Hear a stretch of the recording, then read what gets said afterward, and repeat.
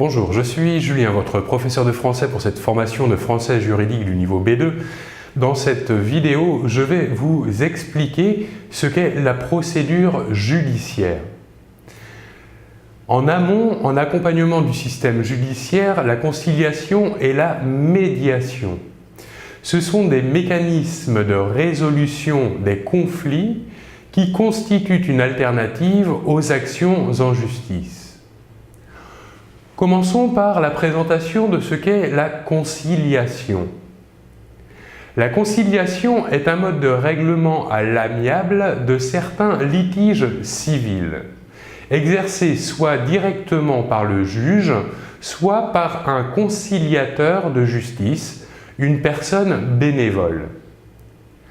La conciliation peut intervenir en dehors de tout procès au cours d'une procédure judiciaire déjà engagée.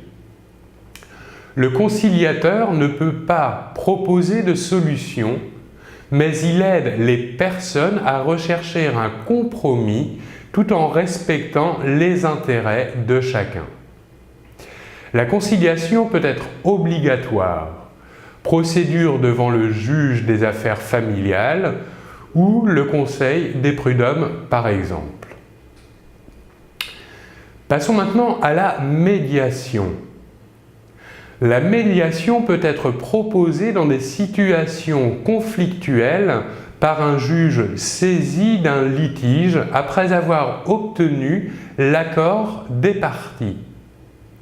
On distingue la médiation judiciaire, notamment en matière de conflits familiaux, et la médiation pénale sur proposition du parquet.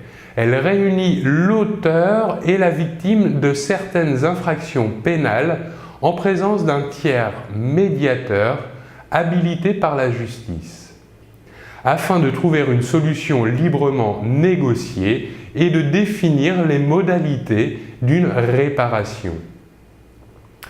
Le médiateur de la République est chargé de rechercher des solutions amiables aux litiges entre les citoyens et les administrations, les établissements publics, aux entreprises de services publics. Les accords auxquels les parties en conflit sont parvenus sont ensuite homologués par le juge et l'affaire classée sans suite. S'il n'y a pas d'accord, la procédure est poursuivie. Voyons maintenant les différentes étapes d'une procédure judiciaire.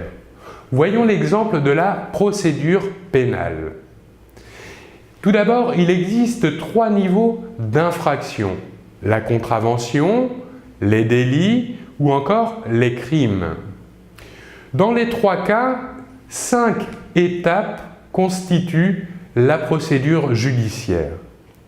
La première étape, dite l'enquête.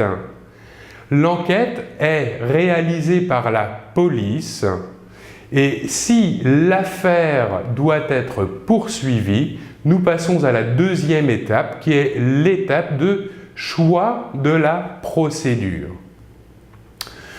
En effet, dans cette deuxième étape, le procureur de la République est saisi de l'affaire et décide ou de la comparution immédiate devant le tribunal de police ou de confier l'affaire au juge d'instruction ou encore de classer sans suite l'affaire. Dans les 2 premiers cas, nous passerons à la 3e étape qui est l'étape de l'instruction. En effet, l'affaire est alors donnée au juge d'instruction qui doit instruire l'affaire et doit décider ou du renvoi devant le tribunal correctionnel ou encore d'un non-lieu. Passons à la 4e étape, le jugement. Devant le tribunal correctionnel, le jugement est rendu ou alors il est renvoyé à la cour d'assises. Si le jugement est rendu, Nous passons alors à la 5e étape qui est l'étape de l'exécution. Le juge, dans ce cas-là, le jugement peut être ou l'acquittement, ou encore une amende, ou bien la prison, ou encore un appel éventuel.